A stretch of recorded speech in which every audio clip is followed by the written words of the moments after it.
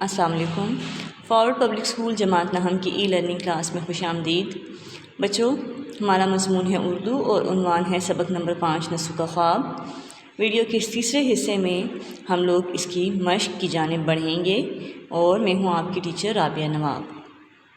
سب سے پہلے اس میں سوال ہے متن کے حوالے سے خالی جگہ پر کریں۔ ٹھیک ہے، خالی جگہ پر ہم کریں گے۔ نسو خود بھی کبھی ڈپٹی مجسٹریٹ اور ڈیش رہ چکا تھا، ڈیش حاکم فوجداری۔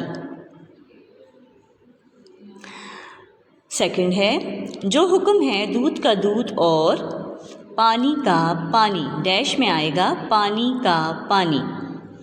تھرڈ ہے ایک رات نسو کو بھی ڈیش ہو گیا، ڈیش ہیضہ ہو گیا، ہیضے کی وبا پھیلی تھی نا دہلی میں۔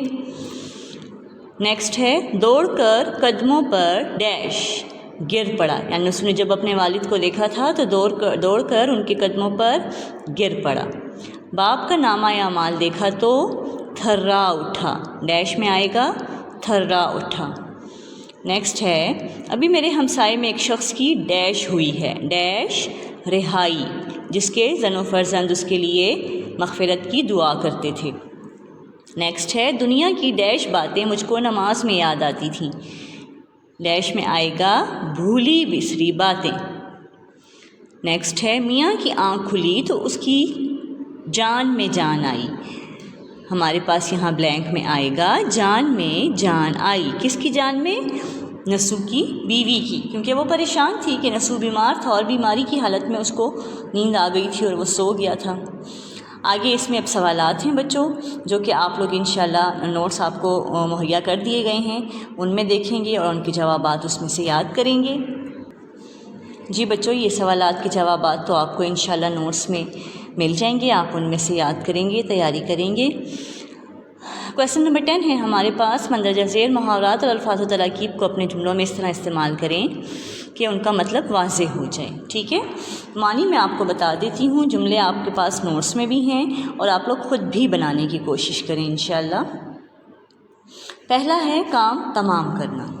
کام تمام کرنے کا مطلب ہے کام ختم کرنا، ختم کر ڈالنا، مار ڈالنا۔ ٹھیک ہے، دوسرا ہے آنکھ بند ہونا۔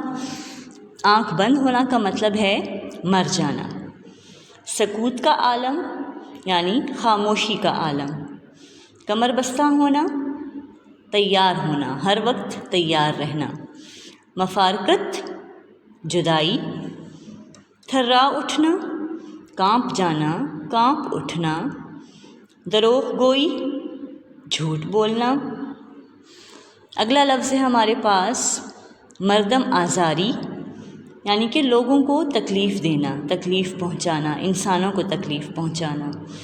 دلجوئی کرنا، تسلی دینا۔ آخری ہے ہمارے پاس مصمم، پکا ارادہ مضبوط، مطلب مصمم کا مطلب ہوتا ہے پکا یا مضبوط۔ اگلا کویسچن ہے ہمارے پاس نمبر 11، اپنے چھوٹے بھائی کو خط لکھیں جس میں اسے معاشرے میں پھیلی ہوئی برائیوں سے بچنے کی تلقین کریں۔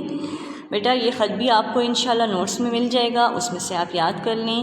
معاشرے میں آج کل جو برائیاں ہیں، بچے آسانی سے جن کا شکار ہو جاتے ہیں، اس کا ذکر ہے اور پھر اس سے بچنے کی تلقین ہے۔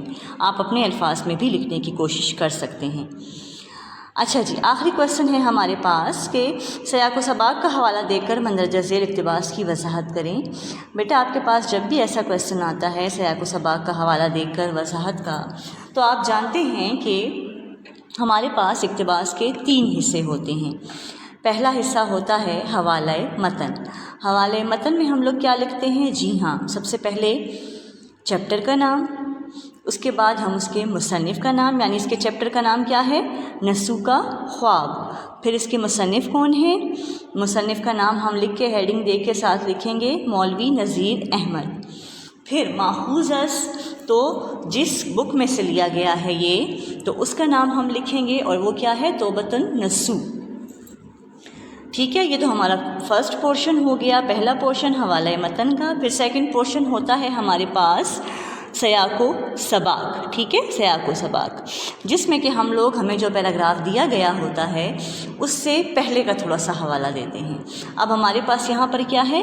کیوں نہیں، یہ انہی اعمال کی بدولت ہے، اور پھر یہ اینڈ اس کا کہاں پہ ہوتا ہے، ایسی لمبی تان کر سویا کہ قبر میں آ کر جاگا۔ یہ نسو کے والد ان کو کہہ رہے ہیں کہ میں نے نیک اعمال کیے تھے، اسی لیے میں حوالات میں ہوں، لیکن دنیا میں رہتے ہوئے مجھے احساس نہ ہوا، اور احساس کب ہوا ہے، جب میں اس دنیا سے رخصت ہو گیا اور قبر میں آ کر مجھے ہوش آیا کہ میں نے دنیا میں کیا اعمال کیے۔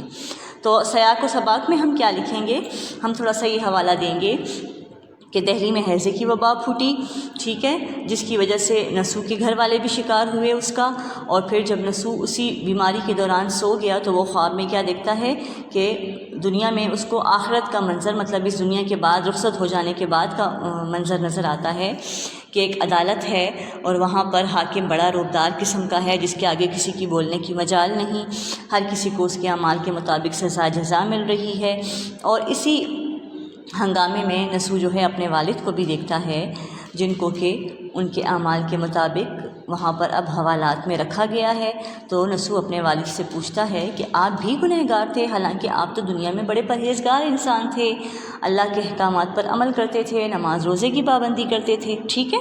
تو پھر وضاحت میں ہم لوگ انشاءاللہ اس پیراگراف کو ان کی وضاحت کریں گے کہ والد کیسے نسو کو سیٹسفائی کرتے ہیں کہ میں نے دنیا میں کیا اعمال کیے، میں نے کیا گناہ کیے، اور اب مجھے کیسے اس کے لیے سزا بھگتنی ہے۔ امید ہے بچوں آپ کو سمجھ آئی ہوگی، چیپٹر کی بھی اور ایکسرسائز پر بھی انشاءاللہ آپ سمجھ جائیں گے، نوٹس کو بھی دیکھ کے پڑھ لیں گے۔ اپنا خیال رکھیے گا اور اچھے سے تیاری کیجیے گا۔ والسلام۔